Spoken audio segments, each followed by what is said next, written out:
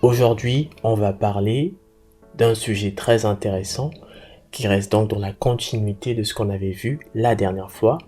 On avait parlé des 4 P et parmi ces 4 P, il y a donc la notion de produit.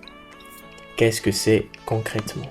Alors, il faut savoir que cette notion, elle est très importante parce que elle te permet justement de réfléchir à quelles sont les spécificités de tes produits. Quelle est les spécificités de ce que tu proposes.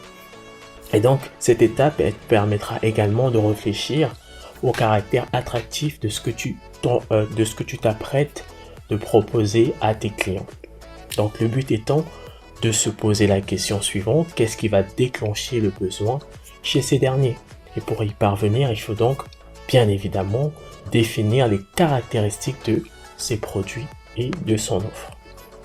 Donc pour ce faire, autour de ce produit, tu vas identifier donc quel est le niveau de qualité, ce que tu proposes, quel type de produit, est-ce un produit de haut de gamme et autres, quel est le niveau d'exigence que tu souhaiterais associer à ce produit ou à ces services. La deuxième des choses, c'est quels sont donc les services liés à ce produit. Donc admettons que c'est un produit qui demande par la suite une nécessité à ce qu'il puisse avoir un service après-vente, etc. Toutes ces choses, tu dois bien évidemment réfléchir à cela. Troisièmement, le design. Est-ce qu'il y a un design spécifique sur lequel tu vas te concentrer? Est-ce qu'il y a un design que tu dois peaufiner, etc. Toutes ces choses-là, tu dois les définir. Et enfin, les produits annexes, c'est-à-dire les accessoires qui peuvent potentiellement être reliés à ce produit principal.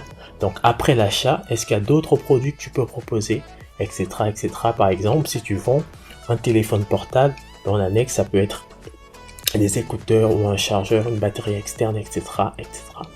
Voilà, ça sera tout pour cette vidéo. N'hésite surtout pas à t'abonner ou à mettre en like si ce contenu t'a intéressé. Et on se retrouve la prochaine fois pour une prochaine vidéo. Jusque-là, porte-toi très bien. There's not much to do when all I can